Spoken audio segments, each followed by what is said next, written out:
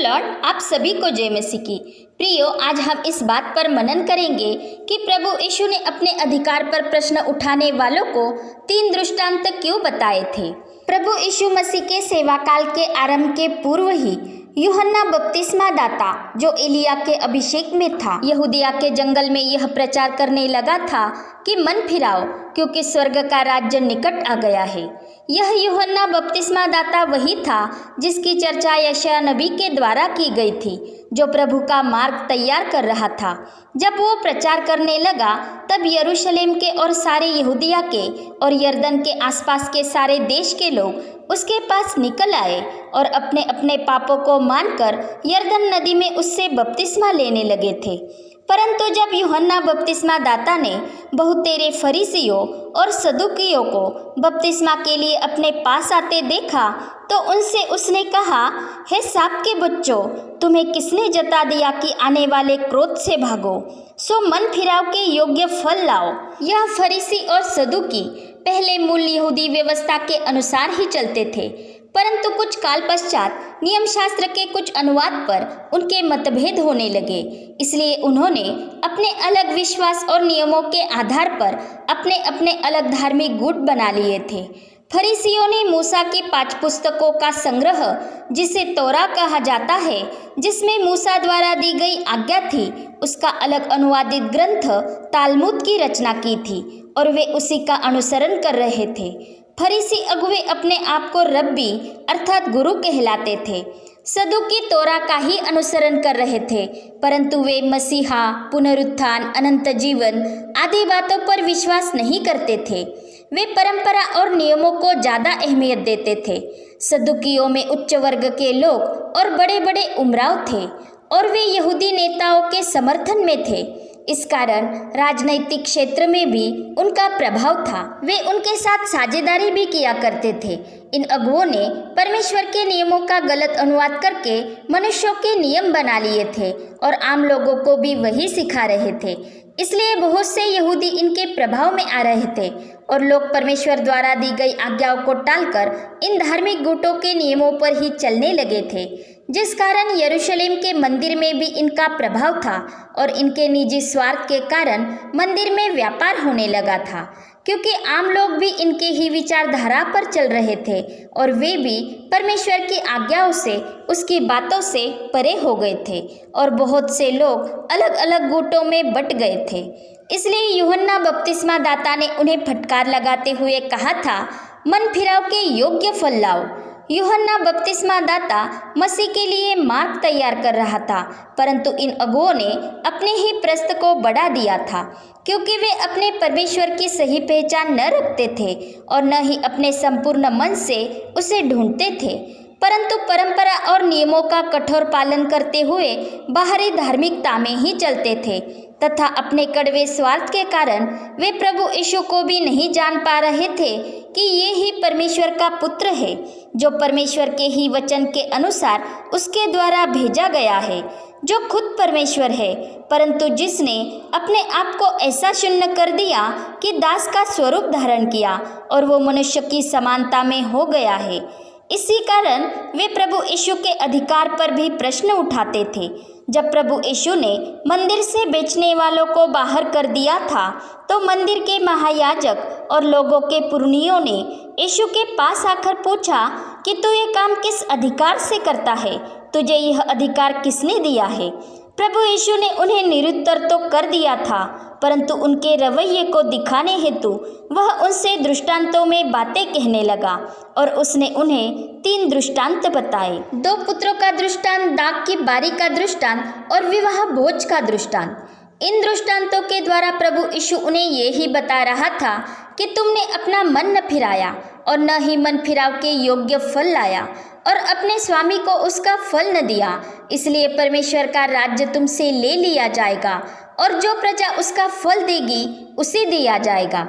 मनुष्य अपना मन तब फिराता है जब उसे अपने पाप का एहसास होता है और वो अपने प्रभु के पास लौट आने का निर्णय करता है और अपने पाप मार्ग का त्याग करके वो प्रभु के मार्ग पर चलने लगता है।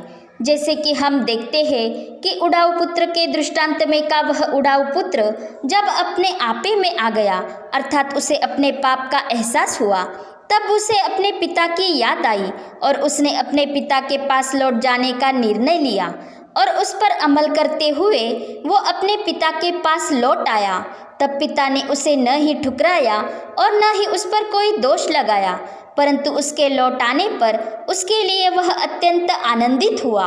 उसने उत्तम वस्त्र पहनाए, हाथ में अंगूठी और पाँव में जूतियाँ पहनाई और सबके साथ मिलकर उसके कारण आनंद मनाया, क्योंकि उस पिता ने अपने पुत्र को भला चंगा पाया था। प्रियो, यही हमारे परमेश्वर का हृदय है। वैसे देखा जाए तो हमारे धर्मी या अधर्मी होने से परमेश्वर को क्या, परंतु वो हमारा पिता है। उसने हमें नाश होने के लिए नहीं सृजा है। वो किसी का भी विनाश नहीं चाहता, इसलिए वो चाहता है कि हम अपने पाप मार्ग का त्याग करके उसकी ओर मुड़े और उसके द्वारा बताए गए मार्ग पर चले और हम भले चंगे रहे। वो मार्ग प्रभु यीशु मसीह है, परंतु ये अगुवे मसीह का इनकार कर रहे थे और न ही अपना मन फिराते थे, क्योंकि उन्हें अपने पाप का एहसास ही नहीं था, क्योंकि उन्हें घमंड था कि वे अब्राहम के वंश से हैं। परंतु उनके काम अब्राहम के समान न थे, क्योंकि अब्राहम ने परमेश्वर से जो सुना था वही किया था। परंतु ये तो न ही परमेश्वर से सुनते और न ही परमेश्वर से सुनने वालों की, बल्कि उन्हें वो मार डालने की सोच रखते थे। और वे परमेश्वर को अपना पिता तो मानते थे, परंतु किसी से भी प्रेम न रखते थे। और यदि वे अपने पिता की सुनते तो उसमें से ही निकलकर आए हुए प्रभु यीशु मसीह की पहचान करते और उसके वचन सुनते और समझते। परंतु वे तो उसे मार डालना चाहते थे, क्योंकि वे झूठ का पिता शैतान से सुनते थे, जो आरंभ से ही हत्यारा है और सत्य पर स्थिर न रहा। इसलिए उसकी सुनने वाले भी डाह रखते हैं और उसी के समान हत्यारे बन जाते हैं, जो मनुष्य को कभी भी पाप का एहसास नहीं होने देता, क्योंकि वो उन्हें परमेश्वर के वचन से शुद्ध नहीं होने देता। इसलिए ये अगुवे भी उसी से सुनते हुए प्रभु यीशु मसीह से नफरत रखते थे, क्योंकि वो परमेश्वर का वचन है। इसी कारण प्रभु यीशु ने उन अगुवों पर दोष लगाते हुए कहा था, यदि मैं न आता और उनसे बातें न करता तो वे पापी न ठहरते, परंतु अब उन्हें उनके पाप के लिए कोई बहाना नहीं है, क्योंकि जो मुझसे बैर रखता है वो मेरे पिता से भी बैर रखता है। परंतु वे यह न जानते थे कि जो अपने पाप कबूल नहीं करता उसका पाप बना रहता है, क्योंकि उसमें वचन नहीं होता जो वचन उसे शुद्ध करता है, और जो परमेश्वर का वचन प्रभु यीशु मसीह है। इस कारण प्रभु यीशु ने उन अगुवों पर मन न फिराने के कारण उन पर दोष लगाया था। वे अगुवे थे और अपने साथ वो औरों को भी परमेश्वर के मार्ग से दूर ले जा रहे थे।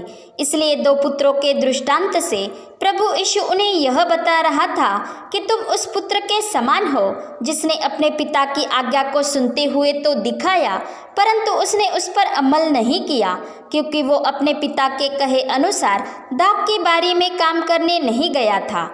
उसी तरह तुमने भी पिता की आज्ञा को सुनते हुए तो दिखाया, परंतु उसके वचन का इनकार किया, क्योंकि तुम उसकी आज्ञा पर चले नहीं। और पापियों को मन फिराते हुए देखकर भी तुमने अपना मन न फिराया। और दाख की बारी का दृष्टांत बताकर वो उन्हें यह कह रहा था कि परमेश्वर ने तुम्हें भी अपने दाख की बारी का ठेका दिया था, परंतु तुमने अपने स्वामी को ही उसका फल देने से इनकार किया।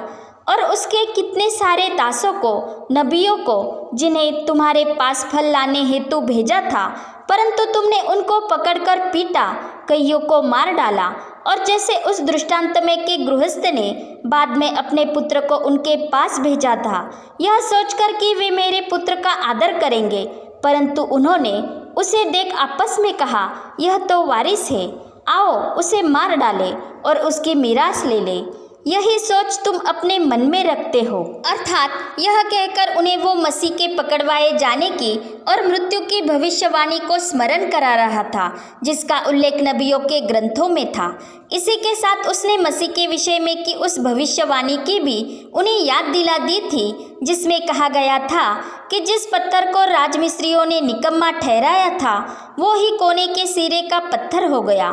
यह प्रभु की ओर से हुआ और हमारे देखने में अद्भुत है। ये अगुवे साधारण नहीं थे, वे ज्ञान की खोज करने वाले थे, परंतु अपने ज्ञान के द्वारा भी उन्होंने मसीह की पहचान नहीं की थी, क्योंकि उन्होंने परमेश्वर की बातों में संसार के बातों की, मनुष्यों की रीतियों की मिलावट की थी और वे उसी के अनुसार चलते थे। इसलिए वे परमेश्वर के वचन को सही रीति से समझ नहीं पा रहे थे। जो वचन नहीं समझता वो मसीह की भी पहचान नहीं कर सकता, क्योंकि यीशु मसीह परमेश्वर का वचन है। और जो मसीह की पहचान नहीं करता वो फल नहीं दे सकता, क्योंकि जो मसीह में बना रहता है और मसीह जिसमें, वो ही बहुत फल फलता है। क्योंकि मसीह से अलग होकर हम कुछ भी नहीं कर सकते, और मसीह में हम तभी बने रह सकते हैं जब उसके वचन हम में बने रहेंगे। ये अगुवे ज्ञान की चाह तो रखते थे, परंतु संसार के ज्ञान से प्रभावित थे।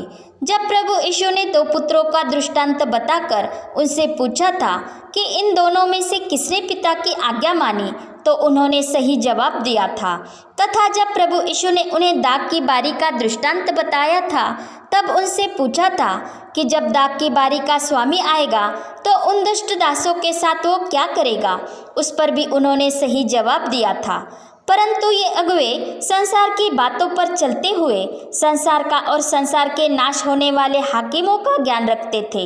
इस कारण वे परमेश्वर के नबियों द्वारा मसीह के विषय की गई भविष्यवाणियों को सही रीति से समझ न पाए थे, जिस कारण उन्होंने परमेश्वर के वचन का अर्थात मसीह का धिक्कार किया था। क्योंकि उनके पास परमेश्वर का ज्ञान नहीं था, उन्होंने सत्य को झूठ में बदल दिया था। इस कारण वे परमेश्वर को नहीं जानते थे। पौलुस कहता है, यदि वे जानते तो तेजोमय प्रभु को क्रूस पर न चढ़ाते। प्रभु यीशु द्वारा बताए गए दृष्टांतों से वे समझ गए थे कि ये हमारे ही विषय कहता है, परंतु अपना मन फिराने के बजाय और परमेश्वर के वचन को ढूंढने के बजाय उन्होंने यीशु को पकड़वाना चाहा। इसलिए उनके मन को जानते हुए प्रभु यीशु ने उन्हें विवाह भोज का दृष्टांत बताया, जिसके द्वारा वो उन्हें कह रहा था कि तुम स्वर्ग के राज्य के न्योताहारी थे, जिसने अपने पुत्र के विवाह भोज का न्योता तुम्हें दिया था। परंतु तुम्हें बुलाने आए हुए दासों का अनादर करते हुए उस न्योते को ठुकरा दिया, और तुमने आना न चाहा और न ही उद्धार के वस्त्र पहने। परमेश्वर ने प्रथमता इस्राएलियों को अपनी प्रजा के तौर पर चुना था, क्योंकि उसके वचन के अनुसार उद्धार इस्राएल के यहूदा वंश से ही आने वाला था। परंतु उनके अगुओं ने ही मसीह का इनकार किया। तो क्या परमेश्वर ने अपनी प्रजा को त्याग दिया था? कदापि नहीं।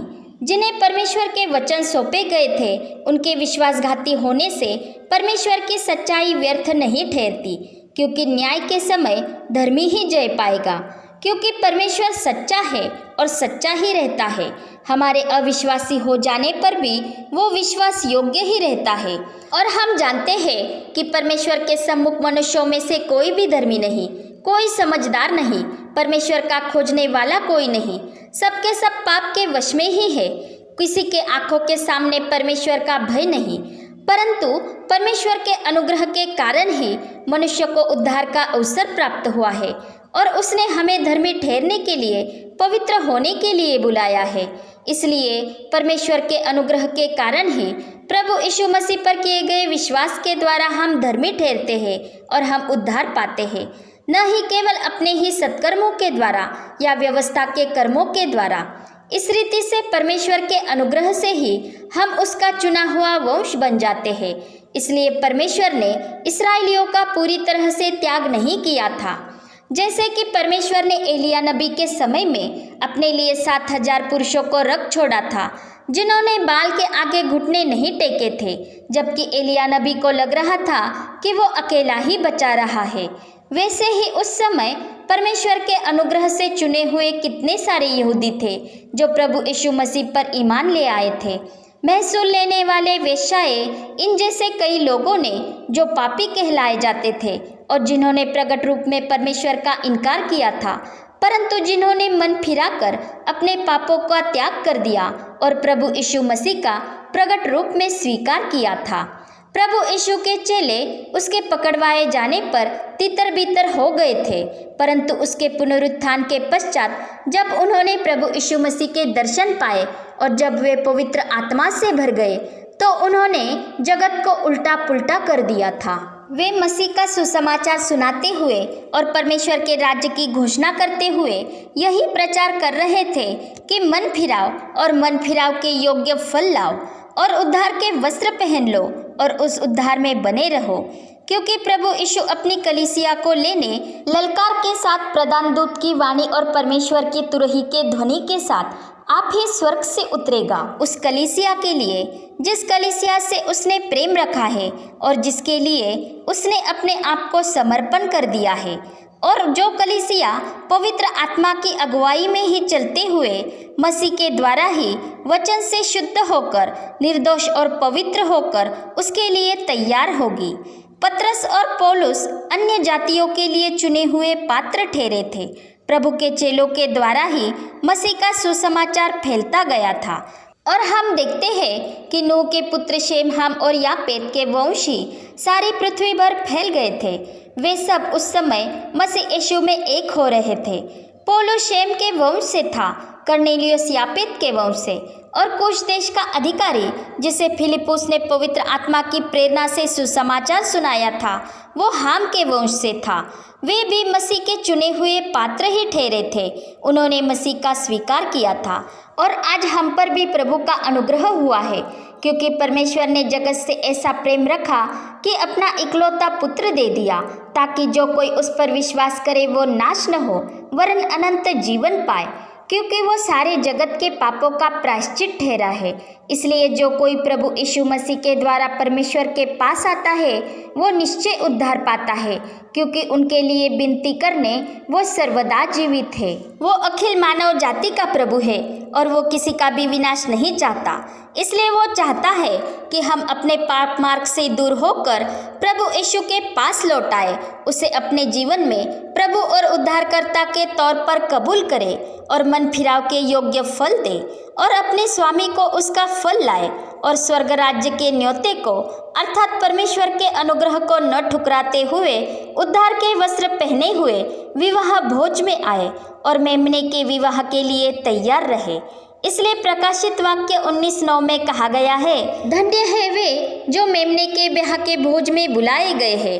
और इसी बात को समझाने हेतु प्रभु यीशु ने वे 3 दृष्टांत बताए थे। आज भी कई सारे गुटों का निर्माण हुआ है, परंतु हमें आज एक सहायक दिया गया है जो परमेश्वर का ही पवित्र आत्मा है, और उस आत्मा की अगुवाई में चलते हुए हम परमेश्वर के वचन को ग्रहण करते हैं और उसकी प्रेरणा से चलते हैं, तो ही हम मसीह की सही पहचान कर पाते हैं और हम मसीह में और अपने उद्धार में दृढ़ता से बने रह सकते हैं। जब कोई अपने मुंह से यीशु को प्रभु जानकर अंगीकार करता है और अपने मन से विश्वास करता है कि परमेश्वर ने उसे मरे हुओं में से जिलाया, तो वो निश्चय उद्धार पाता है। प्रभु यीशु उसे उद्धार के वस्त्र पहनाता है, परंतु जो उद्धार के वस्त्र पहने हुए नहीं है उन्हें स्वर्ग का राज्य स्वीकार ही न करेगा, और उस समय वहाँ पर कोई भी कारण स्वीकारा न जाएगा। पिता परमेश्वर का प्रेम, प्रभु यीशु मसीह का अनुग्रह और पवित्र आत्मा की सहभागिता हम सभी पर बनी रहे। आमीन।